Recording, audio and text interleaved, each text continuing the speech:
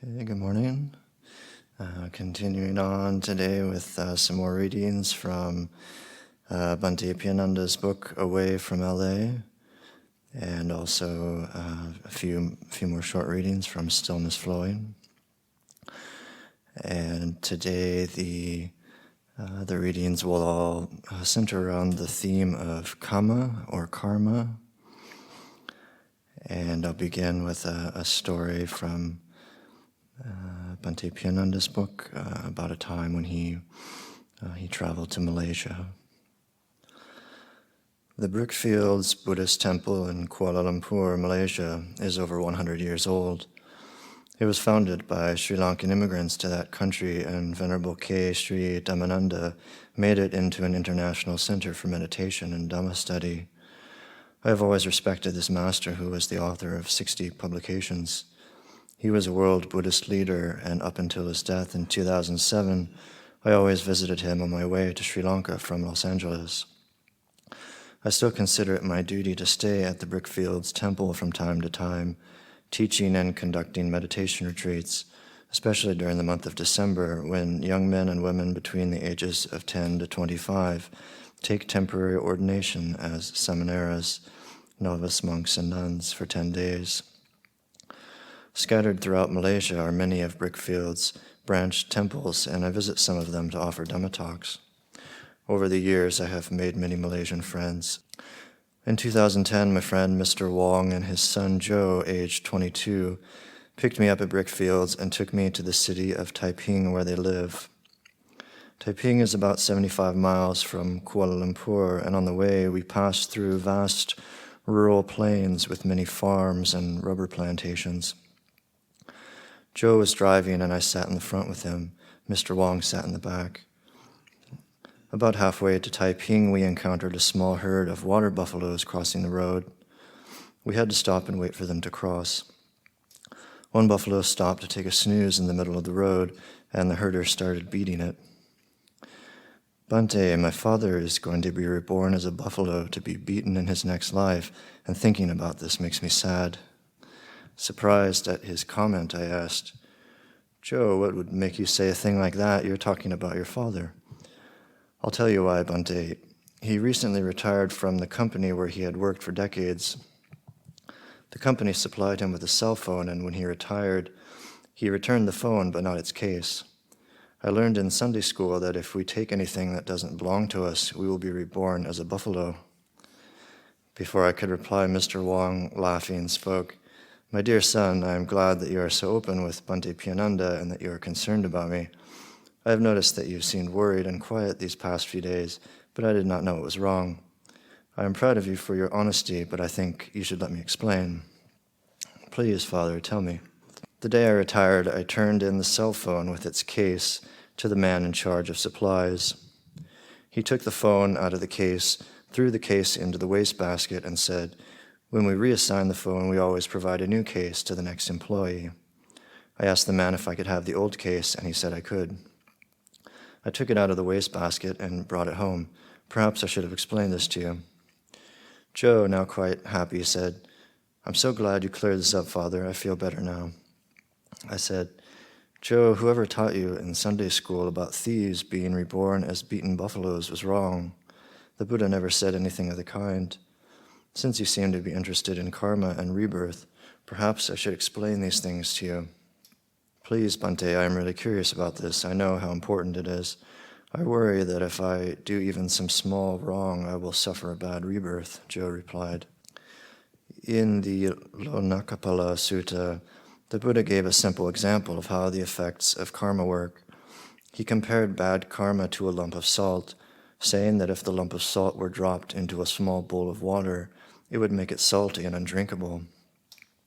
But the same size lump of salt dropped into the river Ganges would not make the water salty and undrinkable. Can you tell me why, Joe?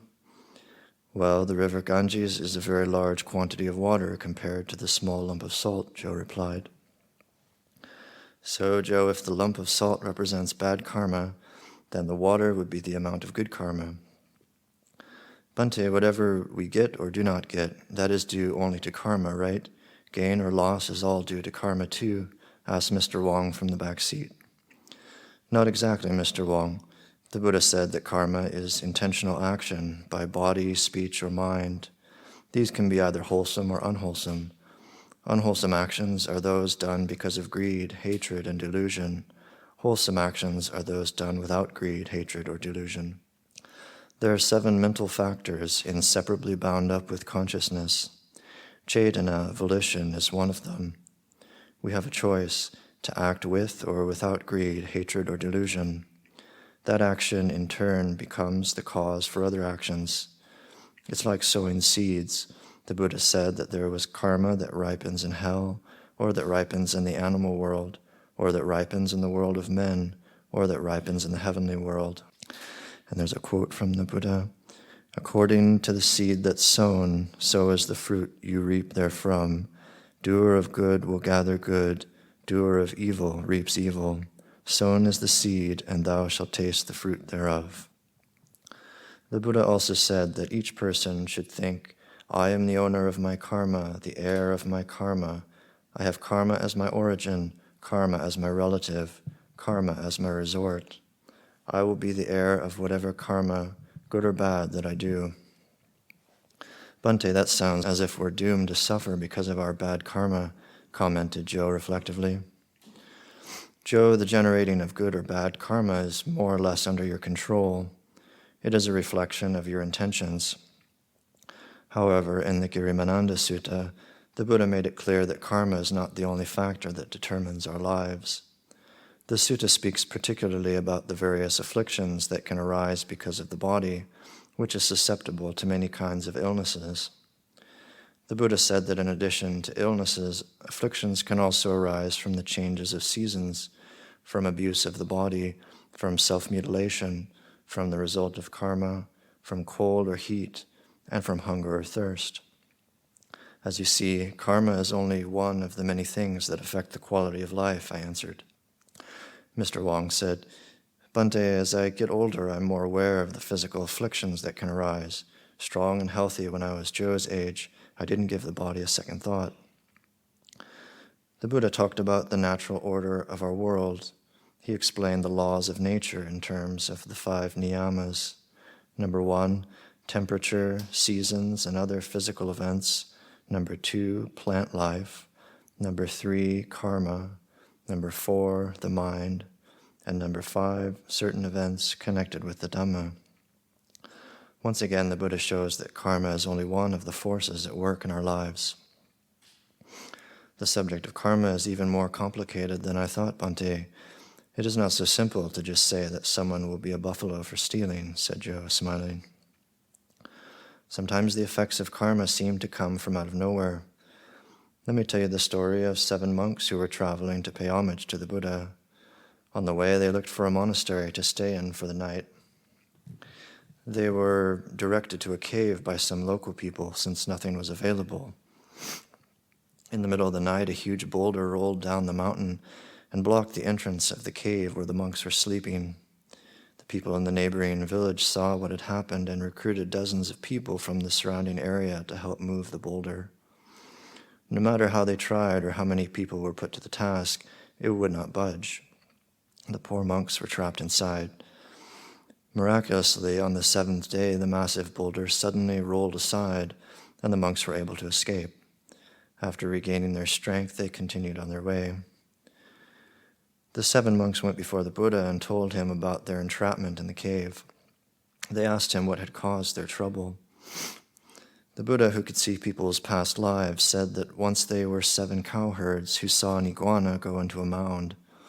For fun, they closed all the outlets of the mound and then returned to their duties, completely forgetting about the poor iguana. 7 days later, they suddenly remembered the mean thing they had done and went to let the iguana out. It was on account of this that the monks were imprisoned together for 7 days like the iguana. "Wow," Joe exclaimed. "There was no possible way those monks could have known about the iguana incident from their past. So consequences from former deeds can show up unexpectedly." "That's right, Joe," I responded. "Here's another story for you. It's about Chakupala, a blind Arahant monk who went to pay homage to the Buddha at Jetavana Monastery. One night, while walking back and forth in meditation, the blind monk stepped on some insects. Some monks found the dead insects the next morning. They thought ill of Chakupala and went to report the matter to the Buddha. The Buddha told the tail-bearing monks that just as they had not seen the insects killed, neither had blind Chakupala seen the insects. The Buddha also said that the killing of the insects was unintentional, for the monk was an arahant. Then the monks asked the Buddha why Chakupala was blind. The Buddha explained that in one of Chakupala's past lives he had been a physician, and he had deliberately made a woman blind. Going blind, she had gone to him and pleaded for help, saying that if she could be cured, she and her children would become his slaves. He began her treatment, and her eyes started to get better. Fearing that she and her children would have to be the doctor's slaves, she lied and told him that her eyes were getting worse. The physician could tell that she was lying, so he gave her an ointment that made her go completely blind. As a result of this evil deed, the doctor lost his eyesight in many subsequent existences. As we continued our drive to Taiping, Joe and Mr. Wong asked many questions about karma, and I did my best to explain. Since they were so interested in the subject, I chose karma as the topic for my Dhamma talk at the temple that evening. About 100 people came to the temple to greet me and listen to my talk, many of them old friends. I began by saying, karma is one of the central themes of the Buddha's teachings. The Buddha explained karma to his disciples in great detail, using several different classifications and subclassifications. His explanations were very specific and exact. Very broadly, the Buddha described 4 classifications of karma: reproductive karma, supportive karma, obstructive karma, and destructive karma. He also classified karma according to priority of effect: weighty karma, proximate or death-proximate karma, habitual karma, and reserve karma. The Buddha also spoke about karma according to the plane in which the effects take place. I won't go into the details of these multiple classifications of karma tonight, but I encourage you to research and study them in your Dhamma classes.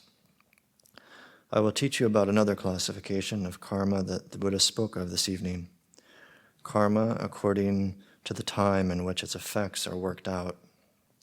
There are 4 ways that karma is worked out in this classification: immediately effective, subsequently effective, indefinitely effective, and defunct or ineffective. I will do my best to illustrate these for you. An older woman raised her hand in the audience, and I signaled for her to speak. She said, "Bhante, I had no idea that karma was so complicated. I always thought it was simply cause and effect." Yes, the Buddha's teachings have inspired scholars to study this important subject for 2,600 years. To me, this proves the universal timelessness and relevance of the Dhamma, which provides gateways of learning for all levels of students. Tonight's talk will just focus on one classification, and I will use examples that can be clearly understood. Everyone in the audience gave me their complete attention. The first type is immediately effective karma, which is karma that is both generated and experienced in the present life.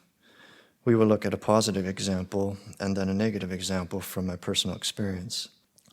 In Los Angeles, I know the owners of many Thai restaurants, some of them very supportive of my temple and me. The owner of one restaurant feeds homeless people every Wednesday from 3 to 5 p.m. One day a man entered the restaurant and pulled a gun on the cashier. "Give me the money," he shouted. Frightened, the cashier dropped the key to her register, and the gunman fired a shot into the ceiling. People screamed and ducked for cover. Some of the waiters and waitresses bravely grabbed the gunman, pinned him down on the ground, and took the gun away from him in the process. The cashier called the police, and they arrived almost immediately. While putting handcuffs on the man, the policeman asked, "Why did you shoot the ceiling?" The gunman hung his head and said, "How could I shoot these people? They feed me every Wednesday." The restaurant clearly had generated some good karma, and it resulted in an immediate positive effect. The people in the audience smiled and applauded after hearing this true story. Now I'll tell you a story that illustrates the negative side of immediately effective karma.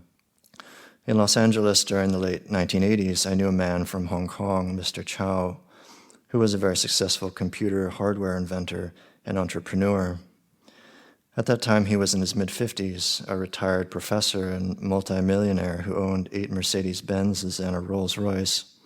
He seemed very happy living in a mansion with his wife and 2 teenage sons. When he was very young, his father died, and his mother worked very hard to raise and educate him and his 2 sisters. He was about 40 years old when he immigrated to America with his mother, wife, and 2 sisters. His 2 sons were subsequently born in LA. His mother lived with him and his family, and his 2 sisters had homes of their own. Mr. Chow got along well with his younger sister, but did not communicate with the elder at all. One day, his younger sister came to his house to pick up their mother for a birthday celebration at the elder sister's home. The younger sister did not inform her brother of this visit and didn't get his permission. He probably would have refused it if he had been asked. The mother tried to remain neutral since she loved all 3 of her children. After the birthday party, the younger sister took her mother home to Mr. Chow's house. She dropped her off at the front door and drove away. The mother didn't have her key with her, so she rang the doorbell. Mr. Chow opened the door, and seeing his mother standing there, he slammed it in her face. He had received a call from one of his relatives who had been at the party and had said that his mother had been there. This infuriated him and hardened his heart against his mother. The kind, elderly mother eventually found her way to her elder daughter's house. I don't know if she had to take a taxi or the public bus. From that day forward, the son refused to have any contact with his mother. They never spoke again. She still loved her son and never said a harsh word against him. In fact, she never once spoke about what he had done. She died a couple of years later, and her son refused to go to her funeral. Mr. Chow's best friend was George. George and his late wife owned a private school. They had 2 children, a daughter, 17, and a son, 15, who lived at home. It turned out that George was caught in a sexual scandal at the school and was arrested. He called Mr. Chow for help, and Mr. Chow posted a $50,000 bond to bail him out of jail. Mr. Chow convinced George that he should flee to Hong Kong and fake his own death. He also convinced George to give him an unlimited power of attorney for all of his U.S. assets, including the school and the family home.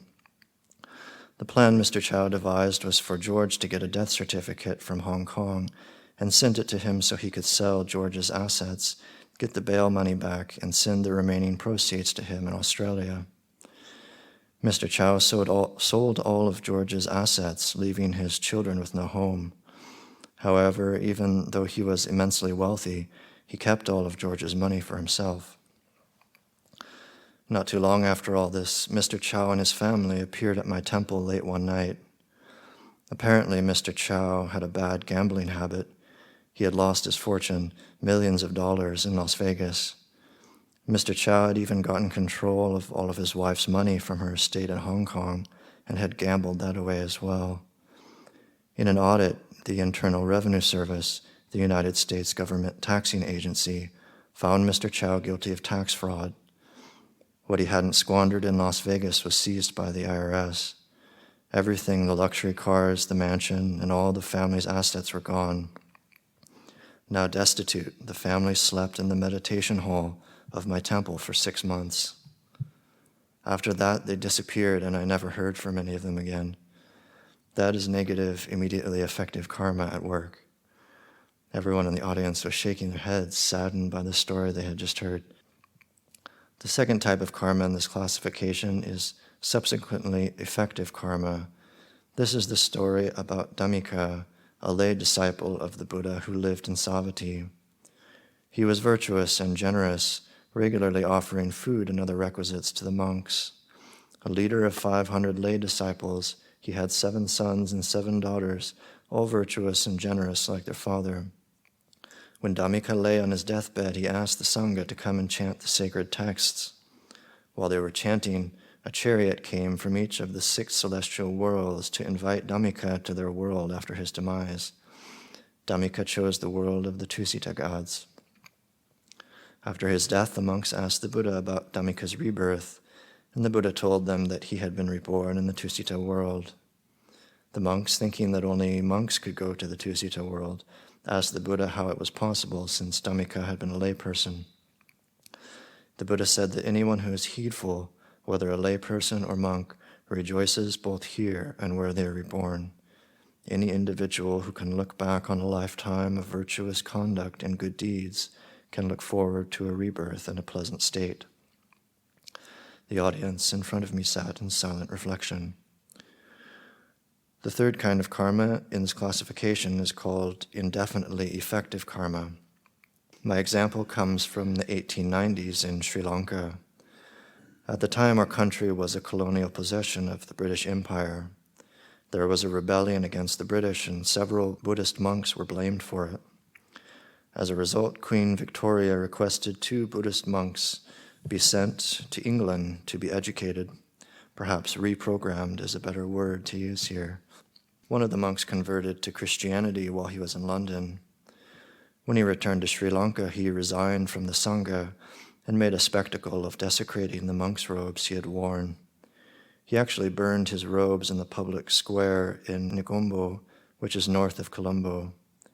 When the revered elder monk, Venerable Bhattaramule, heard of this, he said that this man and his descendants would be cursed with bad luck for 4 generations. The monk who had disrobed suffered much throughout the rest of his life with bad health. Horrible sores erupted all over his body.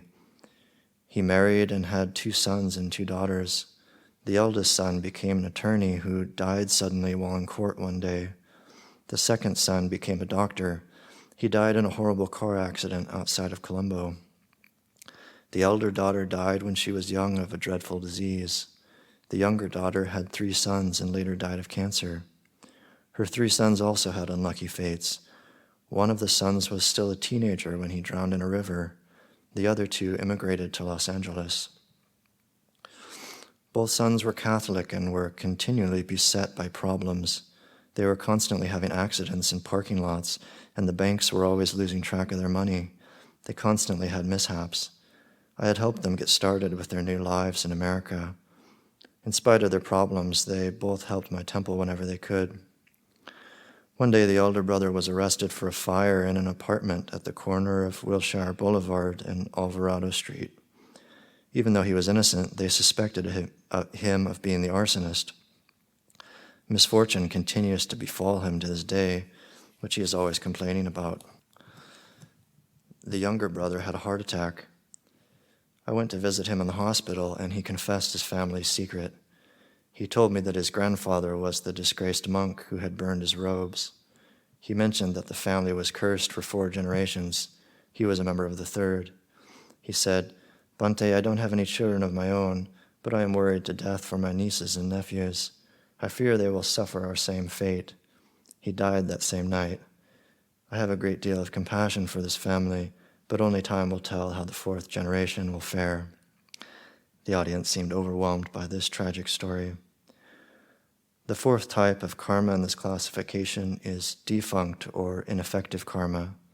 This kind of karma usually only applies to an arahant, whose karma disappears and becomes ineffective, no longer able to cause rebirth. It also applies to others who perform high meritorious deeds, which sometimes renders certain parts of their karmas ineffective. A good example is Angulimala, the young man who was negatively influenced by his teacher, who demanded the student kill 1,000 people. Angulimala killed 999 innocent people and wore a garland of his victim's fingers around his neck. Close to completing his task, he decided to kill the very next person he met. Worried for her son, his mother went looking for him and would have been the 1,000th victim when the Buddha intervened. The Buddha brought the man to his senses and he repented. He entered the Buddha's Sangha and became an arahant, never to return to the world of form. The karma from his murders, therefore, would not cause a future rebirth. The message here is, if you want to escape your negative karma, then become enlightened or perform high meritorious deeds.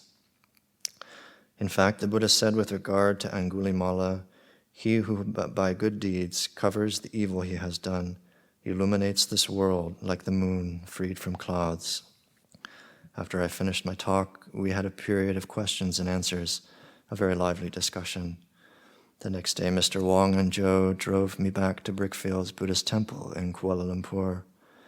On the way, we passed a buffalo resting on the side of the road, and Mr. Lee said, "Thank goodness I'm not going to have to be one of those lovely animals in my next life." We all laughed. And it finishes with a quote from the Buddha. "All beings are the owners of their actions, the heirs of their actions.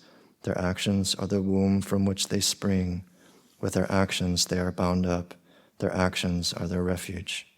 Whatever actions they do, good or bad, they will inherit those actions." Okay, and now I'll just finish with a few very short teachings from Stillness Flowing, also on the topic of Kamma. And just begin with a short teaching on Kamma by Luang Por Chah. Much of Luang Por's Dhamma teaching was devoted to instilling confidence in the law of Kamma, the central constituent of mundane right view. Most frequently, he expounded upon the simple formulation of that law familiar to all Thai Buddhists: do good, get good results; do bad, get bad results. While the brevity of this version of the formula makes for easy memorization, it also gives ample room for wrong views to accumulate. A common cause of doubt amongst lay Buddhists was that the teaching seemed to contradict everyday experience. So many people who did a lot of good things never saw any good come from it, they said, whereas people who did bad things seemed to prosper everywhere you looked. Luang Por never tired in explaining how the good that results from good actions is not to be understood in terms of worldly notions of good fortune. If someone was disappointed that an act of generosity had borne no good results, then the act itself must have been performed with a desire for some reward. As a quote from Luang Por Chah, "If you give something away with a wish for something in return, then it's not true giving." Luang Por explained that people who doubt that good actions lead to good results simply don't understand what the Buddha means by good results. On one occasion, Luang Por said, "In my life, I've never once got a bad result from a good action. At the moment that I've done anything good, I've always got a good result immediately, there and then." In other words, the wholesome qualities of mind present in a good action were strengthened by the act, and that strengthening was the immediate reward. And this is a quote. "I'll give you an example. Suppose you have a friend who is poor and you take him in, look after him, give him money and education, until finally he is able to get a job, support himself, and in time gain success in his career. Sometime later you fall onto hard times and become impoverished. This fellow doesn't come to visit you and makes no attempt to help you out and repay you for your kindness to him. You feel angry about this and you think, I performed a good action but received no good results from it. Why on earth did the Buddha teach that good actions have good results? That would be a foolish way to look at what happened. In helping out that man, your mind was good and just and noble, and the growth in those good qualities are your reward. The fact that he doesn't repay your kindness is his own affair. It's nothing to do with you, it's his own bad action. You'd be a fool to take the bad action of someone else into your heart. No good can come from that." He went on to give another example as to why the more obvious results of good actions can be disappointing. Say a person goes to work with a certain group of people. Perhaps she is a manager, a director of an institution, a headmistress, or whatever, and does a great deal of good. She does the best that can be done, but in the conventional sense, doesn't get much good out of it. People gossip about her behind her back, criticize her, stir up trouble for her. As time goes on, she seems to have received no good results from her work, only criticism. The person feels discouraged. She doesn't want to go on. She thinks that the Buddha taught that good actions have good results, but that it hasn't worked out like that. Perhaps she rebukes the Buddha for lying, or she thinks the Buddha got it wrong. In fact, it's she herself that is wrong.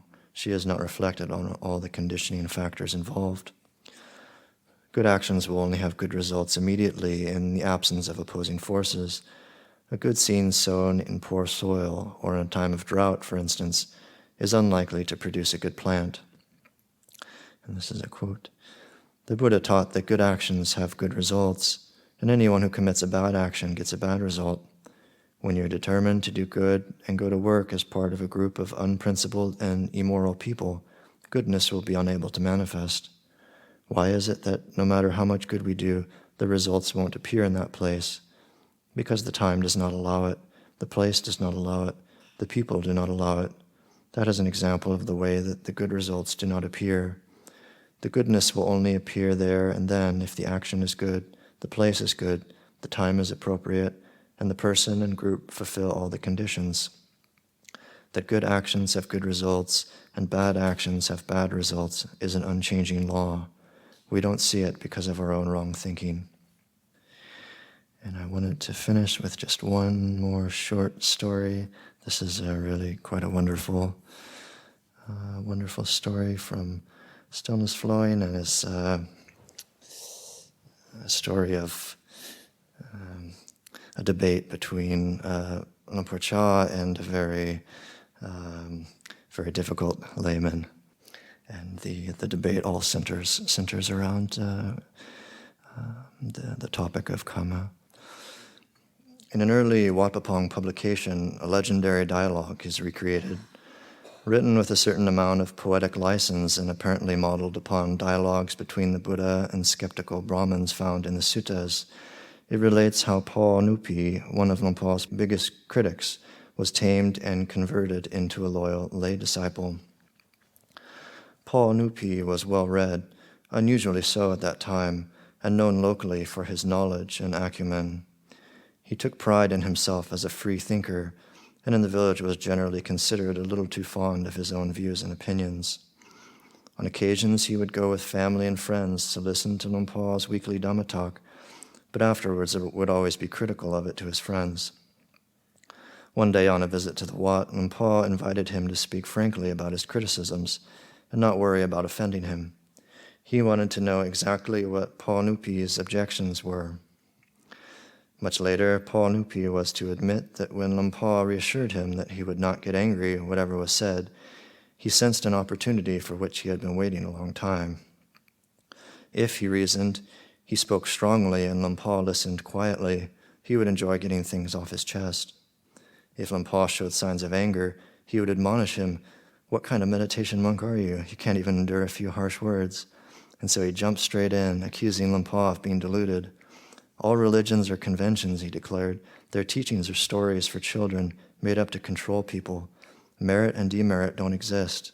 Lumpur had fallen for this idea of Kamma so completely that out of fear of creating bad Kamma, he was hiding away in the forest and tormenting his body for nothing, rather than living in the real world. If he wanted to be a monk, then why not live in the monastery in the village instead of in the middle of a forest? Better still, he should disrobe and enjoy life.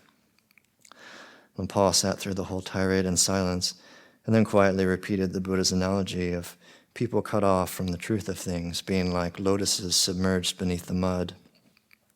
He asked a question: if Pa Nupi did not believe in bad Kamma, why didn't he take up armed robbery, or perhaps kill someone to see what it was like? Pa Nupi snorted that he wasn't stupid. If he killed someone, their family would hunt him down, or he'd be thrown into prison.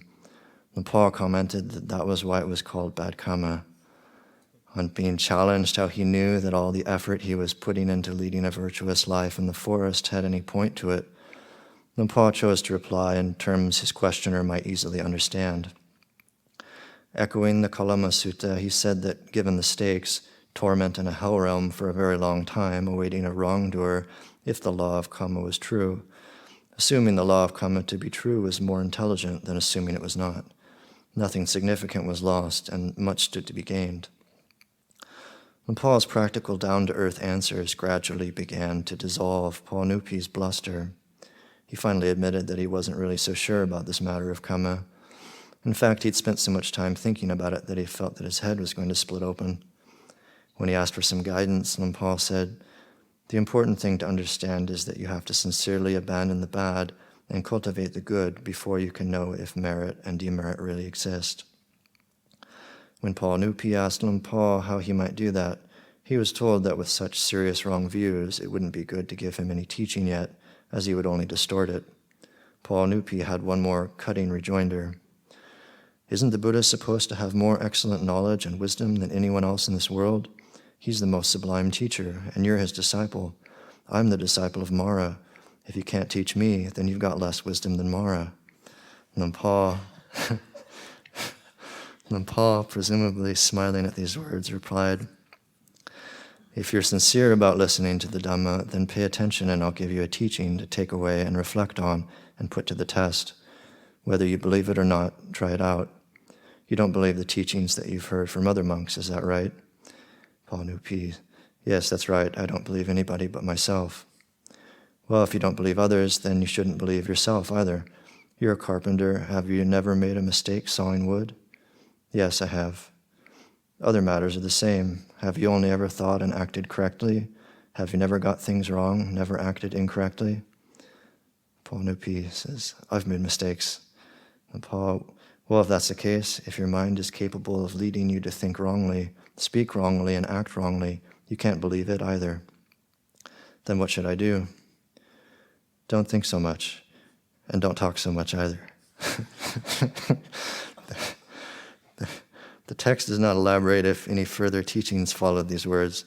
It does relate, however, that over the following days, Panupi couldn't put Lumpur's words out of his mind. He couldn't help himself, and the more he reflected on Lumpur's words, the truer they seemed, and the truer seemed the teachings of the Buddha. He could no longer find any arguments against them. Panupi's conceit and pride started to wane. He abandoned his stubborn character and offered himself as a disciple of Lumpur. He kept the 5 precepts strictly, started to meditate, and became a pillar of the monastery lay support. Okay, just end there for today. And are there any comments or questions for Lumpur or Ajahn Yoniko? Lumpur, in the, I think, Anapanasati Sutta, there is this phrase like, what is it, brings mindfulness to the fore, or puts mindfulness in front of him, or something like that. Mm-hmm. And it's a little like not clear to me what that means exactly in practical terms. And perhaps, the Pali translation is, it's easier to see where it's coming from. I don't know. Yeah, the actual phrase, I don't want to mangle it, so I'll... Yeah, that's Ujjungkayang Panidaya Pali Mukhang Sating Upatapetwa. It's that, one sets his body erect, and then having established mindfulness in front of him. It's the Pali Mukhang is the, like Mukha is the mouth and face. So it's oftentimes that's where some of the, like you, in the Visuddhimagga, it's okay, you got to have your attention on the tip of the nose, and because that's what the Buddha says is a parimukkhang. Having established mindfulness in front of him is a way of sort of putting mindfulness in the front. But then also Ajahn Jaf does a really good way of taking it from the literal to the figurative, so that bringing mindfulness to the fore.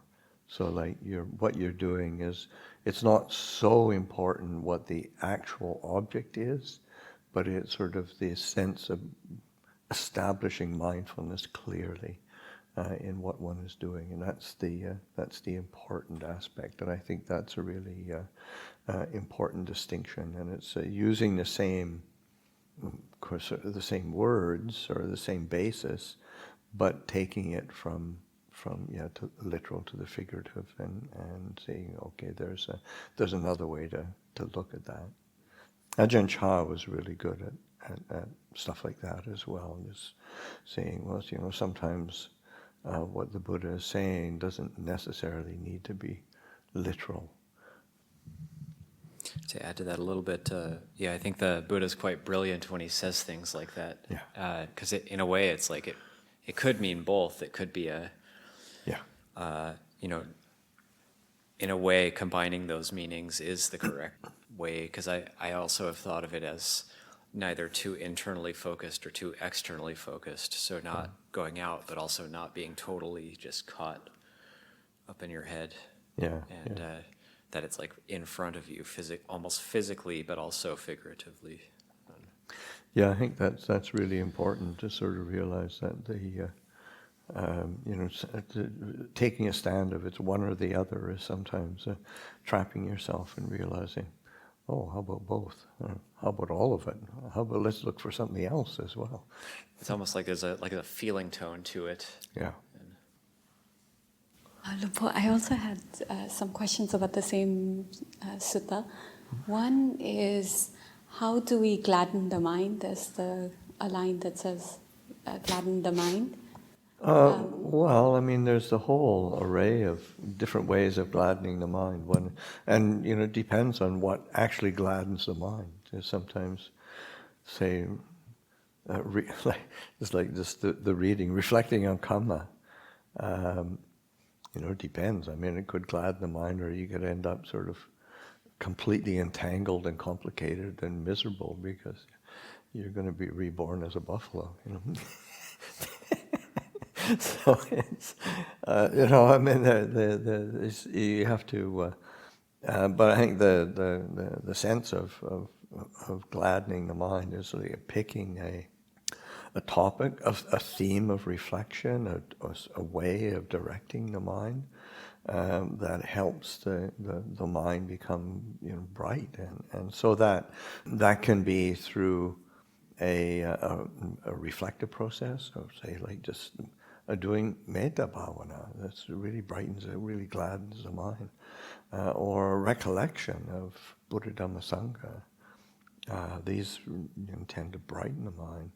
Or it could just be relaxing.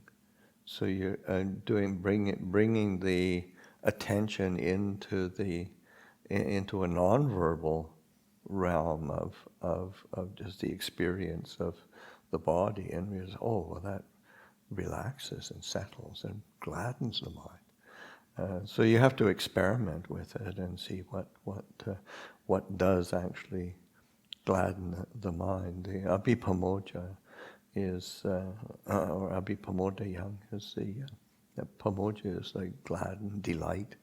What is it that brings delight to the mind? These are recollections of generosity or virtue. These are all. But I think one of the important things is that the use of directing attention and conceptual thought, recollection, that one is not just trying to annihilate thought. It's that application of, say, vitaka vichara that helps to, when it's directed skillfully, brightens the mind, gladdens the mind. Yeah, I also had a thought on that because sometimes also like changing the object of focus, and like I've had this experience in meditation where the mind grabs onto some little annoying thing or irritating thing in the community or in the monastery, and then the mind bites into it, and the mind is quite agitated and stressed out, and then actually seeing the suffering of that, and then being able to let go of it, and then noticing, oh, okay, yeah, I feel happy now. The mind is gladdened, like actually, and then taking that as like, oh, I can do that. I can do that anytime. I can just let go of these little things the mind is latching onto, and the mind is gladdened. I feel quite good, and isn't that interesting? So even things like little things like that, and gladdening the mind. Thank you. The other question I had about the same sutta was that I had heard that of the 16 steps, each 4 of them align to the 4 of the Satipatthana, Kaya, Yes. Vedana. And in the Vedana, there's the Piti, Sukha, and then the 3rd and the 4th are Chitta Sankhara. Chitta Sankhara, Yeah, so that Patisamvedi, experiencing the Chitta Sankhara and calming or settling the Chitta Sankhara. And How is Citta Sankhara, okay, it's with the feeling. Citta Sankhara, it's that which compounds, constructs, builds. The mind builds the thought process.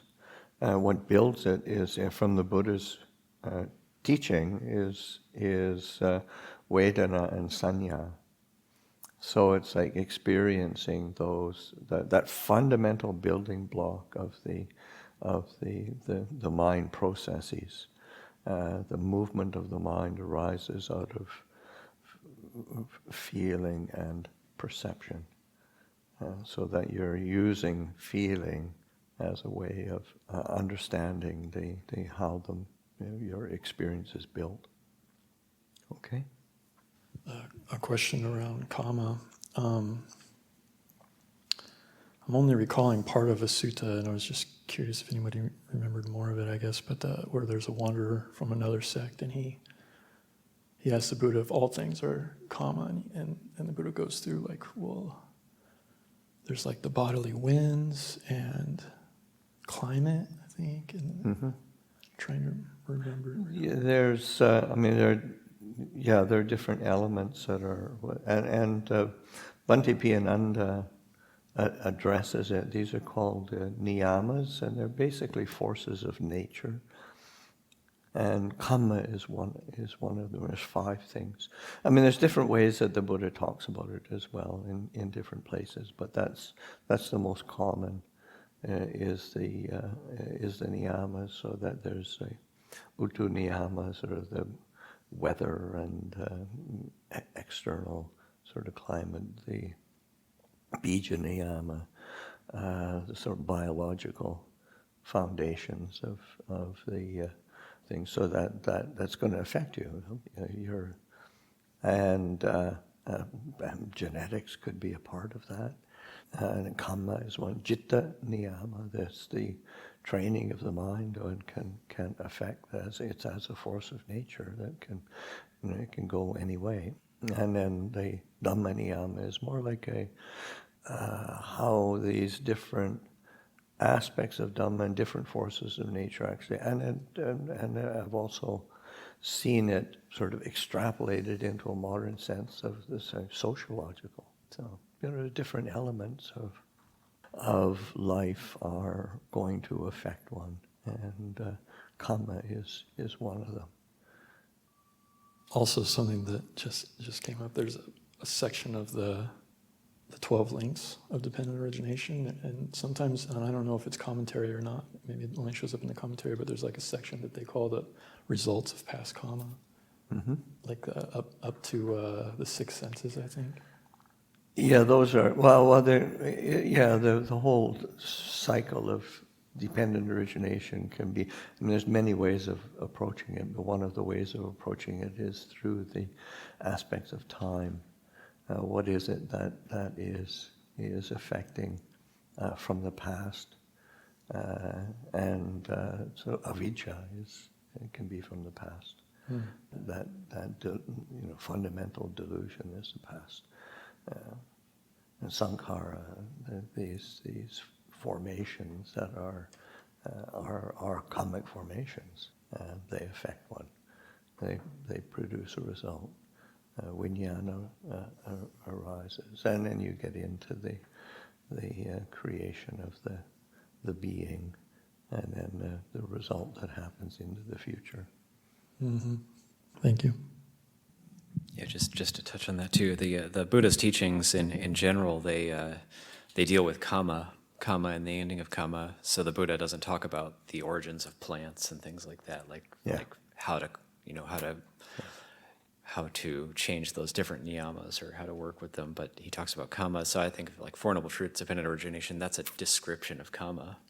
That's a description of how kamma works. Yeah, how kamma Birth and fundamentally death works. is related to kamma.